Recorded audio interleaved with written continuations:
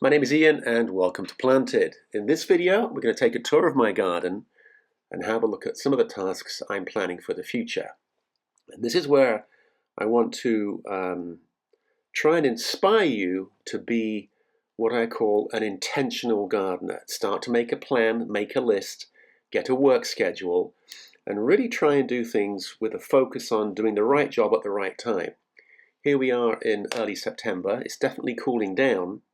And if you're doing jobs that should have been done in July and August, you're forever going to be catching up. And that is not productive and it's not reliably successful. So let me share with you some tasks that I'm planning in the future. This is an echinacea, grew it from seed. And I put these plants here not for a long-term proposition. I just wanted them to fatten up and be healthy. And they are. They're a really nice size. There's 4 of these echinacea. They're all white.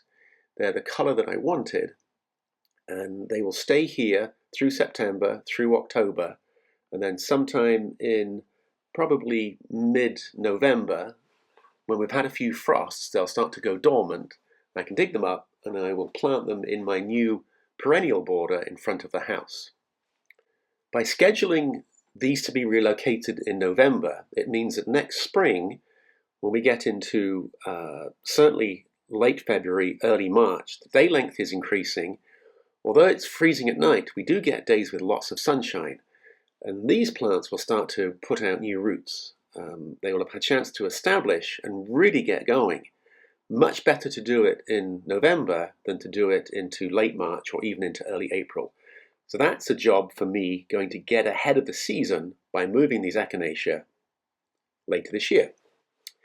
This is a plant that sets seed all by itself. It's a beautiful euphorbia, incredibly architectural. I've grown this for a few years and I love it. It's got a different character and a different style all to itself.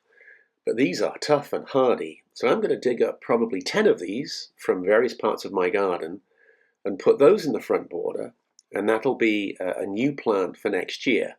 So very, very excited by that. It's something that I've always wanted to have a large cluster of.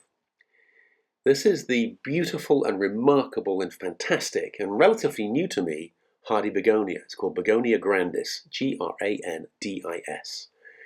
And I bought this plant, and unbeknown to me, it set seed.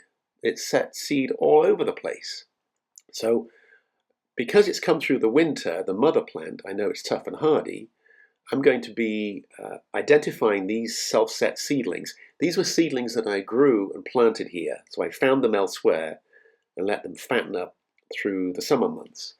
But what I'm now able to do is pull together, I would think, like the euphorbia, 10 of those, probably 10 of these, and put them on 14-inch centers and have a nice big clump of them. And that is a job that will happen similar to when I do the echinacea. And this is that beautiful flower. Look at it. When it starts to move into the fall, it's very easy to have lots of growth and you just want to get in there and start cutting things back. This is a plant called Edgeworthia. It's one of my top plants. This flowers in March of next year. You might want to come along and give this a really big haircut and start to reduce its size so that it's not growing over the pathway. And many landscapers would do that. Oh yes, I'll come and cut the plants back, not knowing what it is. Edgeworthia has started to set its flower buds now in September, ready for next year. So if you were to give this plant a big haircut, you'd be chopping off all the flowers. And that would be such a shame because in March time, there's no leaves and it's this beautiful, bright, beautifully fragrant plant. So it's important that you know the cycle of your plants and that when bud production is right in front of you and it's in September, don't cut them off because this is what you would be missing. I have people stop by my garden and stare at it because when this is in full flower, it really is stupendous. So that's Edgeworthia. This is a plant called Lotus jacobaeus. I hardly ever see this. I bought this from mail order and I'd like some more. But I have had seedlings in the past. So this is a job that I want to do now so that in the next month or so I can bring this tray in and hopefully seed will have fallen on it. Now, rather than a regular seed tray, I've got a plug tray. And what I'm hoping is that by setting this up now, placing it under my plant, I'll have seeds fall on this tray.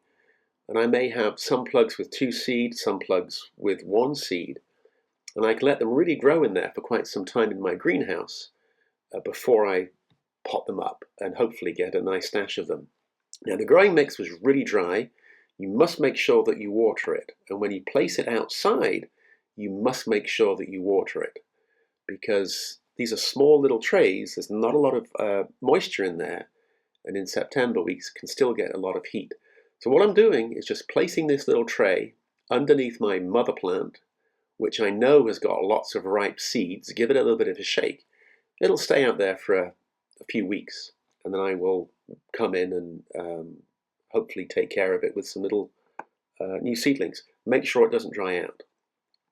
Let's go and walk through my gate, which is only just able to be opened. We're going to go to the front border. This is a plant called Datura. It's a self-set seedling. I grew this years ago. I thought I'd lost the strain, but I had one germinate all by itself. I did nothing to grow this.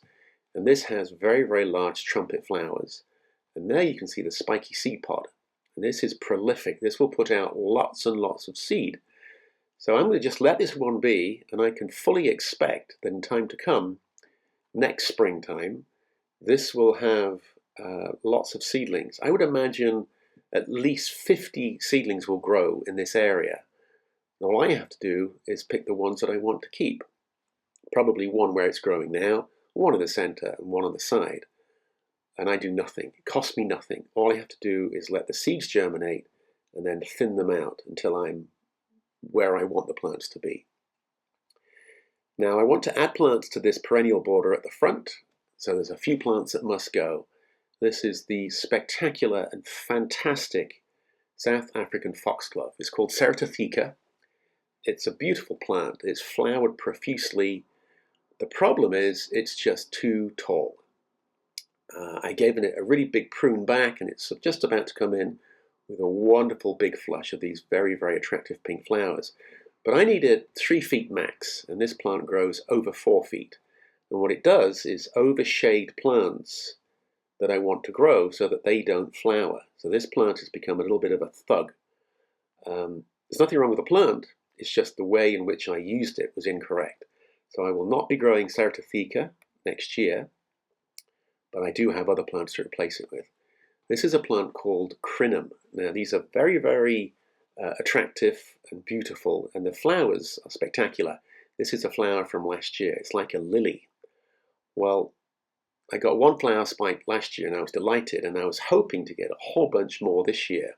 And I probably got 8 plants in there. Did I get anything remotely like a flower display? In a word, no.